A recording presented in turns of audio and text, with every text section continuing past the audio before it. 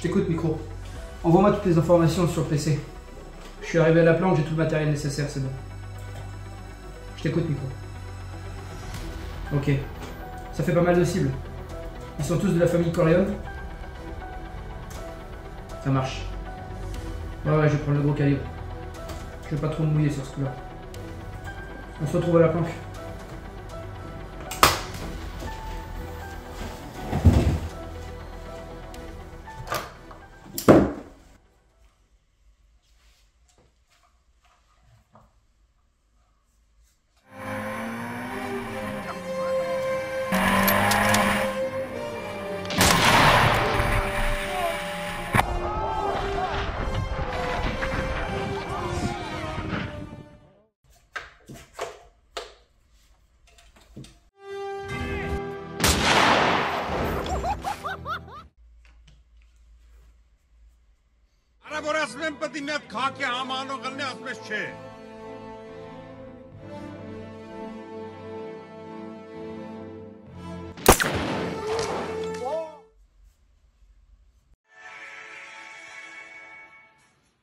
Les explosifs sont en place.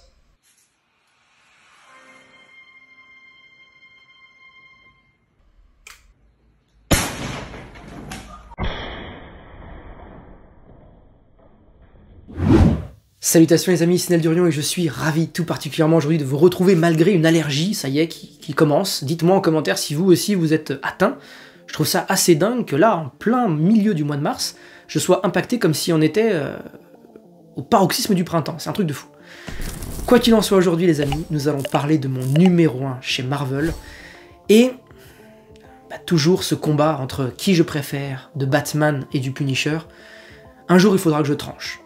Et je pense que de faire toutes ces vidéos, tous ces épisodes que je vous propose, m'aideront à terme à définir lequel a eu une plus grande influence sur moi et par conséquent lequel est réellement numéro 1 dans mon cœur. C'est important un petit peu de définir ça, en tout cas c'est un challenge personnel que je m'impose. Effectivement, ceux qui me suivent depuis la création de la chaîne, vous le savez, Frank Castle le Punisher, c'est mon numéro 1 et c'est surtout quelque chose qui a une influence nette, précise et durable dans toute ma vie. Je l'ai découvert très jeune, j'avais entre 11 et 12 ans lorsque j'ai mis mon nez et mes yeux sur les premiers travaux de Steve Dillon au dessin et Garth Ennis au scénario. Alors si vous vous demandez pourquoi Garth Ennis est aussi mon scénariste préféré, je pense effectivement que le fait de l'avoir lu très jeune, ça crée quelque chose. Même si, en saisir toute la substance, ça demande du temps et beaucoup de relecture. Justement, le titre que je vais vous présenter aujourd'hui, j'y viens dans quelques instants, eh bien, a été l'objet de plusieurs lectures et de relectures parce qu'il est fondateur sur le personnage. Le Punisher, tout comme Alien, c'est des choses que j'ai découvertes très jeune, comme je le disais. Alien, par exemple, j'avais 13-14 ans, et forcément, si je dois regarder dans le rétroviseur aujourd'hui, je me rends compte que toute mon appétence pour le domaine spatial et plus globalement pour la science-fiction, ça vient clairement de là. Vraiment. Et le Punisher, c'est plus viscéral ce qui s'est passé. J'étais à cette époque-là fils unique, et surtout j'étais dans un besoin systématique de protéger ma famille tout le temps, et mes amis. Ce qui fait que Batman, là, lui, a eu une influence un peu plus tôt, lorsque j'avais 9 ans, j'ai commencé les arts martiaux et les sports de combat. Si bien qu'aujourd'hui, ça fait 25 ans que j'en fais, et je suis même passé professeur dans certaines disciplines, et j'ai toujours eu cette ambivalence, parce que c'est nécessaire, d'allier arts martiaux et sports de combat. Parce qu'il faut toujours garder cette philosophie martiale dans les sports de combat pour garder les pieds sur terre, et rester connecté au bien commun. Du coup, le Punisher, il a apporté quelque chose d'encore plus important par-dessus. Et comme toute chose qu'on découvre très jeune, ça a une influence plus ou moins importante sur nos choix futurs, en tout cas sur ce qu'on devient. Par exemple, j'ai à 2 reprises embrassé une carrière militaire. Au sein, par exemple, du 13e RDP, seulement à l'occasion d'un stage commando que j'ai fait très jeune. 13e RDP, c'est le régiment des dragons parachutistes de l'armée de terre, force spéciale. Et bien plus tard, sur quelques années seulement, au sein des forces spéciales de l'armée de l'air cette fois-ci, avec le CPA 30, donc le commando parachutiste de l'air numéro 30. Je m'étendrai pas trop sur ces sujets-là, puisque c'est derrière moi et Ça fait écho à plusieurs choses que je préfère garder pour moi personnellement. En tout cas, il y a quelque chose qui n'a jamais changé. C'est sur ma réaction et je dirais un petit peu ce que je ressens à l'égard de l'injustice qui se présente sous mes yeux dans des situations de la vie commune. J'ai malheureusement été souvent confronté à des situations de conflit tout au long de ma vie, et je vous avoue que j'ai toujours ce rejet viscéral à l'égard de l'injustice. C'est-à-dire que je ne peux pas rester sans rien faire. Si une situation l'exige, je vais intervenir. Par exemple, vous allez au cinéma et des gens qui foutent un bordel monstre, ils emmerdent 90% de la salle, les 10% c'est eux. Je vais au-devant des problèmes et je résous la situation. Une femme qui se fait violenter dans la rue, je suis intervenu également. Parfois les mots suffisent, malheureusement certaines personnes ne comprennent qu'avec autre chose, les points. Et même si je n'encourage pas cette utilisation-là, eh bien 25 ans d'arts martiaux, ça donne un petit peu confiance en soi, et ça permet aussi de rétablir les injustices. Et ça, j'insiste. On ne se fait certainement pas justice soi-même, peut-être. J'ai un petit peu de mal avec cette phrase-là, parce que je trouve que bien souvent, les situations exigent une intervention immédiate, et que si on attend, l'attente fera encore plus de mal que si on était intervenu à l'instant T. Et ça, on ne me l'enlèvera pas, parce que c'est par expérience que je vous dis ça. Donc les amis, 11 et 12 ans, c'est tôt. C'est tôt pour découvrir les premiers travaux de Garcenis de Steve Dillon. J'avais à cette époque-là réuni tous leurs travaux ou presque tous leurs travaux, dans la collection 100% Marvel d'époque, vous savez, ces fameux soft covers avec la couverture bleutée, devenue plus tard, quelques années seulement après, là on est en 2003-2004, avec une couverture un peu plus sobre, toujours dans le label Max. J'ai découvert ça. Le Punisher, c'est quelque chose de vraiment particulier. C'est fou ce qui s'est passé lorsque j'ai découvert ces travaux-là. Et il y en a un qui m'a profondément fait adhérer au personnage, parce que j'avais encore pas saisi les fondations du personnage quand j'ai commencé les travaux de Garcenis et Steve Dillon, qu'au travers de certains flashbacks, etc. Mais il y en a un, et c'est surtout lui qui va faire tout l'objet de la vidéo d'aujourd'hui. Il s'agit de Punisher Year One, dans son titre VO, Punisher Année 1, vous l'aviez deviné, dans son titre VF. Ça a été proposé dans ce format 100% rigide, en 2016 par Panini, et c'est un récit qui date de 1994 et 1995 au cours d'une mini-série de 4 issues. Voilà, donc là-dedans, vous avez tout. Si je choisis de vous parler de ça aujourd'hui, c'est déjà parce que c'est les fondations du personnage, et aussi que ça vous permet de découvrir un Frank Castle avant et un Frank Castle après le drame de Central Park. Lorsque cette mini-série est sortie, nous n'avions pas encore tous les travaux à venir de Garcenis qui allaient un petit peu redéfinir les origines du personnage, notamment avec le récit Punisher Born, que je vous ai déjà présenté sur la chaîne et que je vous encourage à visionner peut-être après cette vidéo-là. En fait, il s'avère que le personnage du Punisher serait peut-être né... Alors quand je dis le personnage du Punisher, c'est cet alter ego noir de Frank Castle. C'est comme ça que je l'entends. Peut-être qu'il serait né finalement au Vietnam, lorsqu'il était déployé pour la 3e fois sur le conflit. Au cours d'une bataille absolument dantesque, je vous renvoie au récit, c'est phénoménal. Le récit d'aujourd'hui, les amis, nous est proposé par Dan Abnett, accompagné par Randy Lanning au scénario. Tandis que pour le dessin, c'est à Dale Eaglesham qu'on le doit, et quel travail! Parce que même si ça a 30 ans, laissez-moi vous dire que ça a super bien vieilli. Personnellement, moi j'ai pas de problème avec le dessin qui se situe entre 85 et nos jours. Ce récit est fondateur, les amis, sur le personnage. Nous allons donc retrouver un Frank Castle, parti en pique-nique avec sa famille, lors de son retour de son énième déploiement au Vietnam. Ils partent faire un pique-nique à Central Park, et là c'est le drame. Les circonstances de cet incident terrible, on ne les a pas dans le bouquin. On sait juste que la mafia est impliquée, qu'une famille en particulier est impliquée, et que si la famille Castle s'est fait pulvériser et cribler de balles, c'est parce qu'ils en ont trop vu, et qu'ils ont été, vous l'avez deviné, là au mauvais moment. Pour autant, il y a un membre de cette famille qui va survivre, c'est Frank Castle, le père. Il a devant lui sa femme, Maria, sa fille, sa grande fille, Lisa, son petit garçon, Frank Jr., mort criblé de balles sous ses yeux. Et lui s'en sort avec des blessures à peu près superficielles. À ce moment-là, on a 2 inspecteurs de la police qui sont là et qui lui promettent qu'ils feront tout pour retrouver les individus responsables de cet incident tragique et qu'ils feront, encore une fois, tout ce qui est en leur capacité pour les foutre derrière les barreaux pour l'éternité. Avec des promesses comme ça, Frank Castle se tranquillise à peu près, même si au début on a un Frank Castle extrêmement sauvage qui vient tout juste d'émerger de ce qui vient de se passer, et on le voit, il essaye d'ouvrir les sacs mortuaires, il démonte tout le monde, il faut, je sais plus, peut-être 5 ou 6 flics pour le maîtriser, et j'ai trouvé cette scène d'une puissance folle, parce que Frank Castle c'est pas n'importe qui. Le mec a fait la guerre comme personne n'a fait la guerre, et il a aimé ça.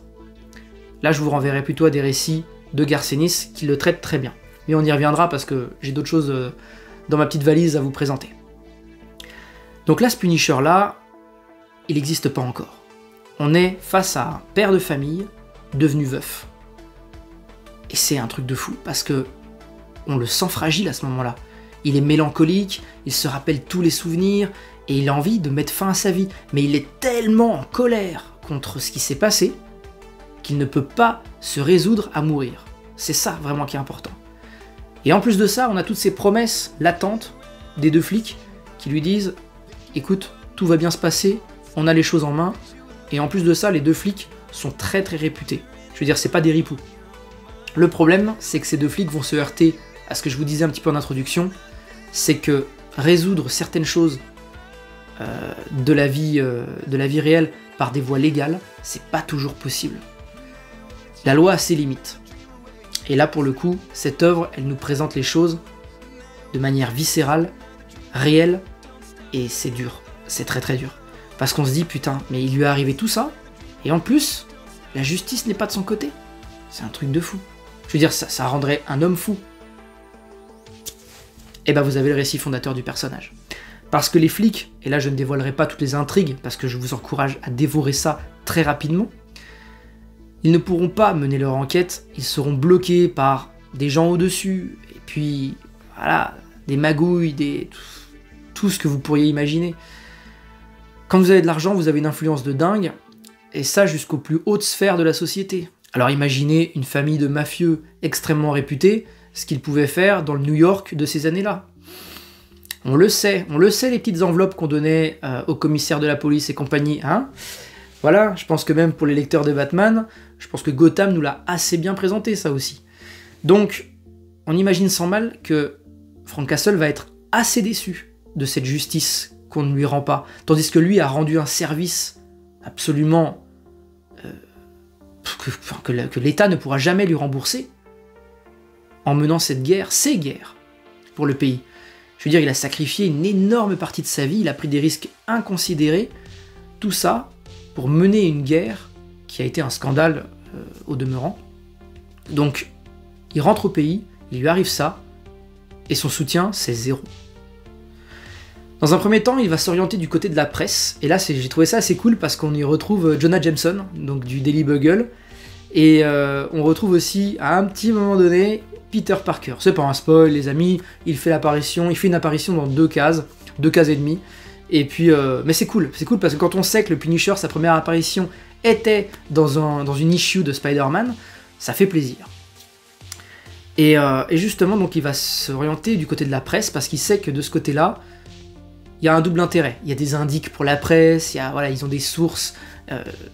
Et justement, il y a un mec peu scrupuleux qui travaille au Daily Bugle, qui en plus de ça a été le premier témoin du meurtre de sa famille à Central Park. Le mec se trouvait là, pas très loin, en train de pioncer sur un banc, et du coup, il est arrivé sur les lieux le premier, c'est lui qui a tout mis en branle, et qui surtout essaye d'avoir son prix Pulitzer de presse grâce à l'histoire de Frank Castle. Donc il y a un double intérêt gagnant-gagnant, c'est que lui essaye d'avoir son article et d'être ultra populaire ensuite, parce que c'est un mec un peu daubé quand même, hein, à ce moment-là, c'est un peu un déchet. Et Frank Castle, lui, son côté gagnant, c'est de pouvoir obtenir des informations sur les responsables de ce massacre. Et là, on arrive un petit peu sur la dimension vengeresse du personnage qui, moi, me plaît énormément, parce que vraiment, il a essayé les voies légales, il a ensuite essayé de trouver par lui-même des informations et de comprendre pourquoi, et quand il s'avère que la cruauté humaine n'a pas d'explication, bah, c'est ce que je vous disais en introduction. Certaines situations nécessitent une intervention directe, parfois brutale, très violente, pour pouvoir être solutionnées. Les mots, ça suffit à régler, heureusement, beaucoup de choses, mais pas toujours. Je vous assure que pas toujours. Donc, Frank Castle va démontrer tout ce que je vous dis là au travers de ces 4 issues. Ah, c'est fantastique, c'est fantastique. Et en toute fin du récit, vous l'avez deviné, c'est la naissance du Punisher. En tout cas, c'est comme ça que ça nous a été raconté dans les années 94-95, même si du coup Garcenis a fait un petit retcon à tout ça, en disant non, non, non. Frank Castle, effectivement, est réellement devenu le Punisher à New York lorsque ce massacre est survenu, mais le Punisher était en lui au Vietnam. Voilà, c'est... Mais les deux, en fait, ne s'annulent pas l'un l'autre, si vous voulez. C'est juste qu'on rajoute du background, mais c'est ok. Les amis, foncez découvrir cette œuvre. Je ne veux pas vous en dire plus, notamment sur... l'aspect action qui est fantastique. Sans déconner, les scènes de baston de 94-95, illustrées par Dale Eaglesham, qui fait un travail mais fantastique. Vous n'avez même pas de marge blanche au sein des pages. Là, je peux pas vous les montrer en incrustation, donc je vais plutôt faire comme ça. Le dessin épouse les pages jusqu'à leur limite. Et ça, c'est génial. Vous ouvrez une page, vous n'avez aucun espace perdu. Les dessins prennent tout. Les dessins prennent tout. Et c'est magnifique.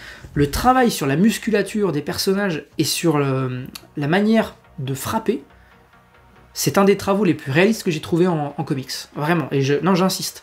J'insiste, j'ai lu du Captain America où ça se bastonne, j'ai lu du Batman où ça se bastonne. Et quand le dessinateur n'est pas vraiment au fait de la mécanique corporelle dans du combat, ça reste très sommaire. Et là, vous avez un Frank Castle qui vous sort des Yoko-Geri, des Mawashi-Geri, Jodan, Gedan et tout. Si vous ne savez pas tout ce que je raconte là, sachez que c'est des techniques qui existent réellement, et elles sont parfaitement illustrées dans ce comics. C'est super crédible. Je veux dire, quand il met un kick dans la gueule d'un gars et que le mec traverse une porte, vous ressentez la puissance de l'impact, vraiment. C'est pas un vieux coup de pied comme on pouvait en voir dans les très très vieux comics où c'était très sommaire, c'était le fameux punch, pow, comme ça.